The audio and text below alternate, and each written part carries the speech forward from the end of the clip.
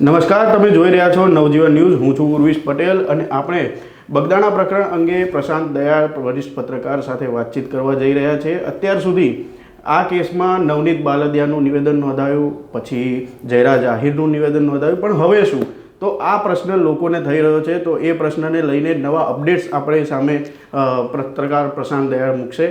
તો દાદા, હવે આ જે એક કેસ છે, એસઆઈટીને ગઠનને કેટલા દિવસો થઈ ગયા, તો હવે શું? આ બંનેનું નિવેદન નોંધાઈ ગયું, બીજા બે આરોપીઓ આની અંદર ધરપકડ થઈ ગઈ, પછી શું થઈ રહ્યું છે? તારી વાત સાચી છે ઉર્વિશ, કે આખા મામલામાં હવે એસઆઈટીને ગઠન થયું ને એસઆઈટીએ તપાસ શરૂ કરી અને લગભગ 18-19 દિવસનો ગાળો પસાર થઈ ગયો છે. 13 આરોપી પકડાઈ ગયા છે. નવનીત બાલદિયાનો જેની ઉપર આરોપ હતો એ નવનીતનું પહેલાં સ્ટેટમેન્ટ થયું છે અને પછી જયરાજ આહિરનું પણ સ્ટેટમેન્ટ થઈ ગયું છે. હવે લોકોના મનમાં સ્વાભાવિક છે, પ્રશ્ન થાય છે કે 18-19 દિવસ થઈ ગયા, તમે શું કરી રહ્યા છો તપાસમાં? તો મને એવું લાગે છે કે આખા પ્રકરણમાં પોલીસની ઘેટી છે ને બરાબરની ફસાયેલી છે. અને કેવી રીતે? હા, એટલે આમ એવું છે કે જ્યારે આ ઘટના ઘટે છે, નવનીત બાલદિયાને માર મારવામાં આવે છે. હવે એ વાત તો સાચી છે કે નવનીત બાલદિયાને માર પડ્યો, એનો વિડીયો બન્યો, એ ઘટનાને તમે નકારી શકતા નથી. એનો પોલીસનું કહેવું એવું હતું કે નવનીત બાલદિયા દારૂની બાતમી આપતો હતો પોલીસને, માટે એને માર પડ્યો છે. તો પહેલાં તો પોલીસ માટે પણ આ શરમજનક ઘટના છે કે જો એ પોલીસને બાતમી આપતો તો પોતાના બાતમીદારને ન બચાવી શક્યા તમે. વધારે શરમજનક તો એ છે. પણ પછી ઘટના એવી ઘટે છે કે ત્યાં આગળ જે બગદાણાના પીઆઈ છે, ડાંગર મહિલા પીઆઈ, ખબર નહીં કેમ એમણે આખી ઘટનાને જે રીતના હેન્ડલ કરી એના કારણે એમણે સ્થિતિને વધારે બગાડી નાખી. એમણે પહેલા જ દિવસથી જે કંઈ કરવાનું હતું, નિવેદન નોંધવાનું હતું, જે કંઈ નવનીત બાલદિયા નિવેદન આપે એની જગ્યાએ એવું એમણે કર્યું નહીં. અને બીજું, એમના સિનિયર જે અધિકારી હતા, ડેપ્યુટી એસપી રીમાબા ઝાલા, એને જે બ્રીફિંગ આપ્યું અને એના કારણે એવું થયું કે રીમાબા ઝાલાએ પહેલા જ દિવસે એવું કહી દીધું પત્રકારોને કે આખી ઘટનામાં જયરાજ આહિર ક્યાંય છે જ નથી. એટલે જયરાજ આહિરને તપાસ પહેલાં જ ક્લીન ચીટ મળી ગઈ. હવે હું કહું છું, જે શબ્દ વાપરું છું કે પોલીસની ઘેટી ભરાઈ ગઈ, એટલા માટે ભરાઈ ગઈ કે રીમાબા ઝાલા એક સિનિયર અધિકારી છે. હું માનું છું કે એમનો વાંક નથી. પીઆઈ ડાંગરે જે બ્રીફિંગ એમને આપ્યું એમણે કહ્યું, પણ એ ડાયરેક્ટ ડીવાયએસપી છે એટલે એમને આટાપાટા રમતો, મીડિયા ડીલિંગ નથી ખબર. એના કારણે આ ગડબડ થઈ હોય એવું મને લાગે છે. એટલે રીમાબા ઝાલાને પીઆઈ ડાંગરે જે કંઈ કહ્યું હશે એ પ્રમાણે એમણે બ્રીફિંગ કર્યું અને જયરાજ આહિરને ક્લીન ચીટ આપી. હવે તપાસ પહેલાં તમે ક્લીન ચીટ આપી દીધી છે ને હવે સ્થિતિ એવી નિર્માણ થઈ કે કોળી આંદોલન શરૂ થાય છે, કોળી સમાજનું, અને હવે જયરાજ આહિરને આરોપી બનાવવાની વાત કરવામાં આવે છે. એટલે પોલીસને સવાલ હવે એવો થયો છે, એસઆઈટીને ખાસ કરી, કે ભાવનગર પોલીસ ક્લીન ચીટ આપી ગઈ છે અને હવે અમે એને આરોપી કેવી રીતના બનાવીએ? હવે પોતાનું જ પાછું ગળવાનું છે. એટલે બહુ વિચિત્ર સંજોગો નિર્માણ આખી ઘટનાની અંદર થયા છે. હવે એસઆઈટી ઘણા બધા મુદ્દાની તપાસ કરી રહી છે કે જયરાજ આહિરની ભૂમિકા છે કે નહીં, પણ એની સાથે તપાસ એ પણ કરવાની છે કે પોલીસ ઇન્સ્પેક્ટર ડાંગરે આ ઘટનાને કેવી રીતના હેન્ડલ કરી છે, એ પણ એક તપાસનો મુદ્દો છે. એમનું પણ નિવેદન નોંધાવ્યું. એમનું પણ નિવેદન નોંધાવ્યું. પોલીસ ઇન્સ્પેક્ટર KS પટેલનું પણ નિવેદન નોંધાવ્યું કે એમણે શું તપાસમાં કર્યું, એમની સામે કયા તથ્યો આવ્યા હતા. એટલે મને લાગે છે કે એસઆઈટીનું જ્યારે પણ રિપોર્ટ આવશે ત્યારે પોલીસ ઇન્સ્પેક્ટર ડાંગર જરૂર મુશ્કેલીમાં મુકાશે, કારણ કે જે પ્રકારની તપાસ અથવા જે પ્રકારની કાર્યવાહી એમણે કરી એમાં 19-20 એમણે ઘણું બધું થયું છે. 19-20 થાય ત્યાં સુધી તો સમજાય, પણ ઘણું બધું આગળ પાછળ થઈ ગયું છે. જ્યાં સુધી રીમાબા ઝાલાનો સવાલ છે, મને એવું લાગે છે રીમાબા ઝાલાની કોઈ ભૂમિકા નહોતી, પણ આપણે ગુજરાતીમાં એક કહેવત છે, નવાણિયા કૂટાઈ જાય, એવી સ્થિતિ એમની થઈ અને એમને બહુ ક્ષોભજનક સ્થિતિમાં શરૂઆતના ગાળામાં મુકાવવું પડ્યું. ત્રીજી વાત એવી છે કે આખી ઘટનામાં ભાવનગરના એસપી છે નિતેશ પાંડે, બહુ સિનિયર પોલીસ અધિકારી છે, પ્રમાણિક છે. એમણે પહેલા જ દિવસથી આખી ઘટનામાં ઇન્ટરવ્યૂ થવાનું હતું. પણ ખબર નહીં એ બહુ મોડા ઇન્ટરવ્યૂ થયા, એના કારણે જે કંઈ નુકસાન થવાનું તે થઈ ચૂક્યું. અને હવે સ્થિતિ એવી થઈ ગઈ છે હવે કે આખી વાત જરા જુદા પાટે ફંટાઈ ગઈ છે.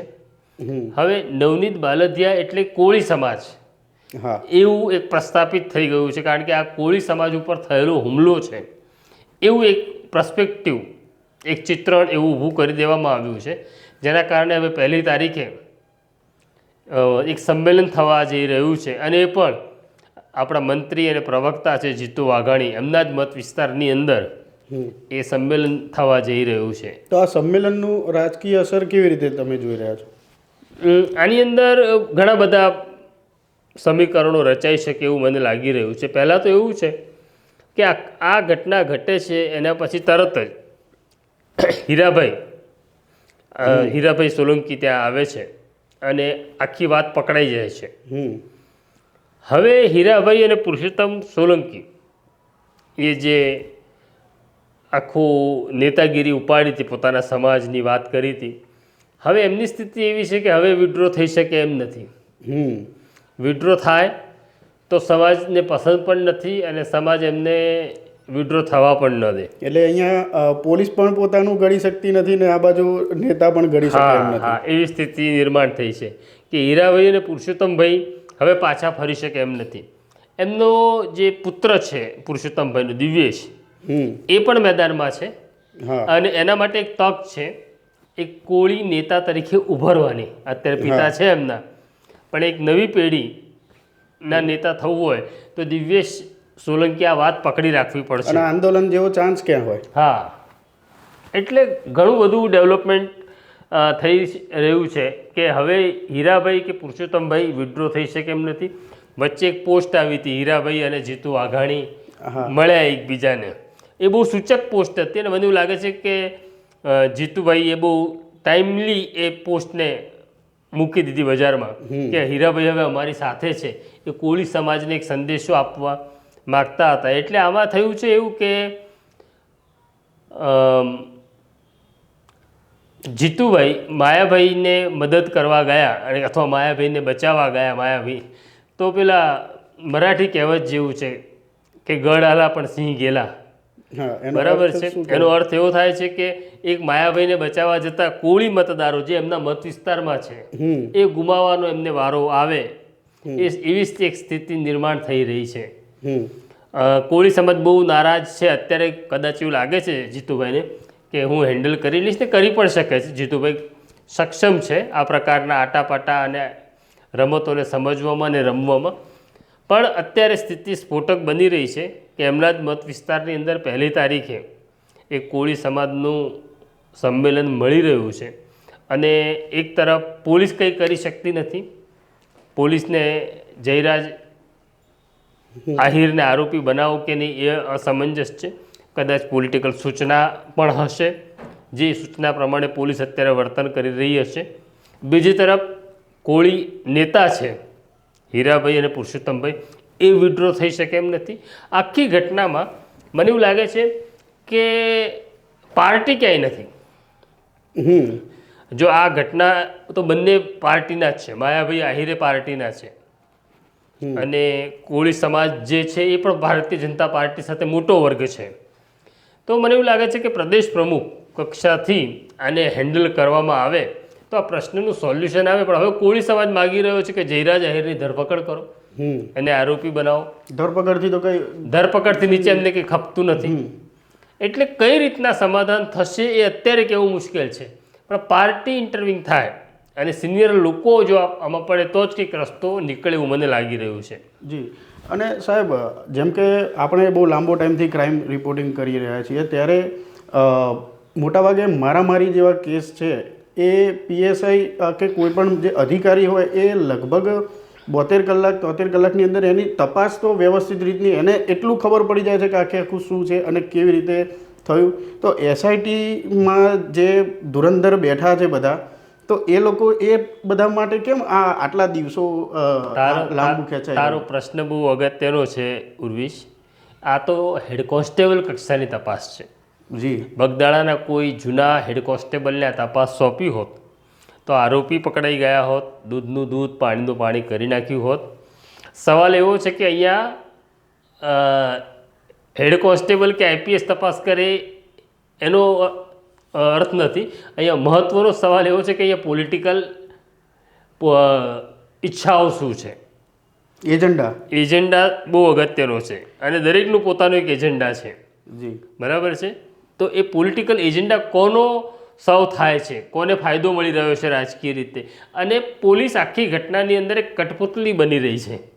હા, મોટા ભાગે પોલીસ. એટલે હું કહું છું ને કે હેડ કોન્સ્ટેબલ આ ઘટનાની તપાસ કરી શક્યો હોત તો આની અંદર તો એક આઈપીએસ છે, એક પીઆઈ છે, એક પીએસઆઈ છે, તો અને ખુદ આઈજી એનું સુપરવિઝન કરે છે. અને એ વાતને 18 દિવસ થઈ ગયા અને વાત પછી મુખ્યમંત્રી સુધી. હા, અને તમે કોઈ નિષ્કર્ષ ઉપર નથી આવી શકતા હા કે આખી ઘટનામાં જયરા જાહેર છે કે નહીં. આ હેડ કોન્સ્ટેબલને તપાસ આપી હોત તો 3 દિવસની અંદર એનું નિરાકરણ આવી ગયું હોત. હા, અને આ પાછું કોળી સમાજનો જે વર્ગ છે એ લગભગ 29 જેટલી બેઠકો ઉપર તો આમ પણ એમનું પ્રભુત્વ ધરાવે છે. એવું માનવામાં આવતું હતું કે આ કોળી સમાજ અઠવાડિયું 10 દિવસમાં કંઈક કરશે, બૂમાબૂમ કરશે ને પછી શાંત થઈ જશે એવું ગણિત હતું, એવું માનવામાં આવતું હતું, પણ એવું નથી થયું. હજી પણ કોળી સમાજનો આક્રોશ છે અને સરકાર કહો કે પાર્ટી કહો કે પોલીસ કહો, બધાની ઘેટી ક્યાંક આઈને ફસાઈ ગયેલી છે, જેમાંથી બહાર કેવી રીતના નીકળવું છે બધાને, પણ નીકળવાનો રસ્તો કોઈને સૂઝી નથી રહ્યો. પણ સાહેબ બીજું મેં મોટાભાગે જોયું છે કે આ પ્રમાણેના જ્યારે સંમેલનો થતા હોય છે, આંદોલન થતા હોય છે, આપણે આ પાટીદાર આંદોલન પણ જોયું, બાદમાં થોડું અંદર ઉગ્રતા મિક્સ થઈ જતી હોય છે અને આખું આંદોલન પડી ભાગતું હોય ને પછી એ એક પ્રકારની જાણે એક સ્ક્રિપ્ટ આપણે દરેક આંદોલનોમાં નહીં. જ્યારે આંદોલનને તોડી પાડવું હોય, સરકાર પણ આવું કરતી હોય છે, આંદોલનને તોડી પાડવું હોય ત્યારે આંદોલનમાં કેટલાક એવા લોકોને સામેલ કરી દેવામાં આવે કે જે આંદોલન હિંસાના માર્ગે જાય. એક્ઝેક્ટ મને યાદ છે કે પાટીદાર આંદોલનને પણ હિંસક બનાવવામાં રાજકીય લોકોની ભૂમિકા બહુ અગત્યની રહી હતી. આપણે એ નામની ચર્ચા નથી કરવી કે કોની ભૂમિકા હતી, પણ એ પાટીદાર આંદોલન આવી રીતના તોડવામાં આવ્યું હતું, એને હિંસક સ્વરૂપ આપીને. અને પછી તો એમના નેતા જે કોંગ્રેસમાં હતા એમણે પછી ધર્માંતરણ કર્યું અને ભારતીય જનતા પાર્ટીના ધારાસભ્ય રાજકીય ધર્માંતરણ થયું, જેહાદ થઈ અને પછી એ હવે ધારાસભ્ય છે. આમાં પણ એટલે સરકારને જો આંદોલન તોડવું હશે તો આમાં હિંસાને સામેલ કરવી પડશે. એટલે કોળી સમાજને તો અપીલ છે કે લોકોએ અપીલ કરવી જોઈએ એમના આગેવાનોએ કે આખી ઘટનામાં ક્યાંય ઉગ્રતા સામેલ ન થાય, ક્યાંય હિંસાનો આશરો ન લેવાય. રજૂઆત બની. હા, માત્ર રજૂઆત રહે અને ભાષામાં પણ ઉગ્રતા ન આવે, ભાષામાં પણ હિંસક શબ્દોનો પ્રયોગ ન થાય એનું ધ્યાન રાખવું જોઈએ. સાચી વાત છે. અને આ સિવાય જ્યારે હવે જે આરોપીઓનું ધરપકડ થઈ ચૂકી છે તો એમના જે કોઈ પાસેથી કોઈ એવી ઠોસ વસ્તુ સામે આવી છે કે જે આ કેસને કંઈક નવું ચહેરો આપી શકે અથવા તો કોળી સમાજ જે જોવા માંગે છે એ ચહેરો બતાવી શકે? નહીં, એટલે અત્યારે સ્થિતિ એવી છે કે એસઆઈટી છે એની હાલત મહાભારતના યુદ્ધ જેવી છે. બરાબર છે. સામે તમે એમની સામે આ કૌરવ છે કે આ પાંડવ છે, છેલ્લે તો ભાંડું જ છે. એટલે એક તરફ માયાભાઈ છે ને બીજી તરફ હીરાભાઈ છે, બંને છે તો ભાજપના. એટલે અત્યારે એસઆઈટી જે શબ્દમાં નથી કહી શકતી, એમની સ્થિતિ એવી છે કે નરોવા કુંજરોવા, નર મર્યો કે હાથી મર્યો એમને ખબર નથી. તો તમારી રીતે તમે નક્કી કરી લો, તમારે માની લેવાનું નર મર્યો છે કે હાથી મર્યો છે. એમાં આપણા સંજયને અવાજ પણ બેસી ગયો હતો. તો અરે ચલો, આ તો હસવા જેવી વાત થઈ ગઈ, પરંતુ આની અંદર થોડી ગંભીર બાબત પર બી વિચાર કરીએ તો જે પુરાવાઓ છે, તમે વાત કરી હતી કે એફએસએલ ત્યાં ફોન મોકલ્યા છે, તો આનો જે રિપોર્ટ આવશે એમાં કેટલો સમય લાગતો? હવે એવું છે, એસઆઈટીને કેટલી ઉતાવળ છે. અચ્છા, તો એ બી તો આખરે તો ત્યાં પોલિટિક્સ. હા, એસઆઈટીની ઉતાવળ હોય તો વહેલું રિપોર્ટ આવે. એસઆઈટી જો ઉતાવળ ન કરે તો આરામથી આવશે. તો મતલબ ત્યાં બી જો આ લોકો ઈચ્છતા હશે, એટલે સરકારની અને પોલીસની ઈચ્છા એવી હશે કે સમય કાઢો, કોળીઓ શાંત થઈ જશે, એવું એ વિચારતા હોય તો સમય કાઢશે. અને જો એમને એવું હશે કે આપણે પ્રશ્ન વહેલો પતાવો છે તો એફએસએલનો રિપોર્ટ વહેલો આવશે. પણ દાદા બીજું એક આની અંદર એક બીજું પણ જોવા માની લો કે આ આખી ઘટનાક્રમને બાદમાં પોલિટિકલ હાઇપ લેવા માટે થઈને લંબાવવામાં આવી રહી હોય તો શું એવું બની શકે કે આ બધા આંદોલનોને લઈને એક નવા નેતાઓ પણ હવે નહીં, નવા નેતા તો નહીં મળે, એટલે બીજું તો નહીં થાય. ભાજપને આમાંથી કોઈ પોલિટિકલ ફાયદો નહીં થાય. આમાં ફાયદો એટલે મજા કોઈ લઈ રહ્યું છે ને તો કોંગ્રેસવાળા લઈ રહ્યા. અચ્છા, કેમ એવી રીતે? ભાજપ લડતું હોય અને ભાજપ તૂટતું હોય તો આપણે શું કામ મહેનત કરવાની, એવી સ્થિતિ અત્યારે કોંગ્રેસની છે. વચ્ચે સાહેબ આની અંદર આમ આદમી પાર્ટીએ પણ જંપ લાવ્યું હતું, પણ પછી જાણે અચાનક જ દેવતા આડીને મૂકી દીધો હોય ને એવું કર્યું. ને એટલા માટે કે શું કામ આપણે, જો તમે એ આખી લડાઈમાં કોંગ્રેસ પડે કે આમ આદમી પાર્ટી પડે તો આંદોલન તૂટી જાય. અચ્છા, હા, બરાબર કે ભાઈ આ તો કોંગ્રેસવાળા છે ને આ તો ભાજપ વિરોધી છે, આવું ટેગ લગાડી દેવામાં આવે તો બંને વિડ્રો છે કે ભાઈ તમારા જ લોકો તમે જાણો, અમે શું કામ બોલીએ, બહાર બેઠા બેઠા જોવા દો. બીજું તો શું. હવે આની અંદર રાજકીય આટાપાટાઓ આપણે જોયા, એસઆઈટીની અત્યાર સુધીની ભૂમિકા જોઈ, એફએસએલની તપાસ પણ જોઈ. તો હવે આને લઈને તમારા ધ્યાનમાં કઈ એવી બાબત છે જે આપણા દર્શકો સુધી શેર કરવી જોઈએ? 1 તારીખ ઉપર નજર રાખવી જોઈએ. હા, કારણ કે હવે 1 તારીખે શું થાય છે એ બહુ અગત્યનું છે. એક તો જીતુ વાઘાણીના મતક્ષેત્રમાં છે અને બીજું કે મને એવું લાગે છે કે આ જે સંમેલન મળી રહ્યું છે એનાથી જે કોળી નેતાઓ છે એમનો ચહેરો ખુલ્લો પડશે કે સમાજ સાથે છે કે સરકાર સાથે છે. હા, એ બી શું, જો એ આવશે ત્યાં તો એ સમાજ સાથે છે અને નહીં આવે અથવા કોઈને સમજાવવાનો પ્રયત્ન કરશે કે આ સંમેલનથી દૂર રહો, ના કરો, તો એમનો ચહેરો ખુલ્લો પડશે કે સરકાર સાથે છે. એક તો ચહેરો ખુલ્લો પડશે અને બીજું નેતાઓ નથી આવતા, મોટા ગજાના નેતાઓ નથી આવતા. અને જો કોળી સમાજ આ સંમેલનમાં શક્તિ પ્રદર્શન કરે તો નેતાગીરીને પણ બદલાતા વાર નહીં લાગે. ઓહો. તો દર્શક મિત્રો, આ હતા આપણા વરિષ્ઠ પત્રકાર પ્રશાંત દયાળ, જેમને તમે પ્રેમ કરો છો. એમની પાસેથી આપણે બગદાણા પ્રકરણને લઈને શું થઈ શકે તે બધી વિગતોએ માહિતી એકત્ર કરી છે. પરંતુ હું આપને એટલું જરૂર કહીશ કે જે 1 તારીખનું સંમેલન છે, જે લોકો ત્યાં જવાના છે તેઓ હિંસા ન કરે અને એક વ્યવસ્થિત રીતનું રજૂઆત સરકાર સુધી લઈ જાય. હાલ અમને રજા આપો. નમસ્કાર.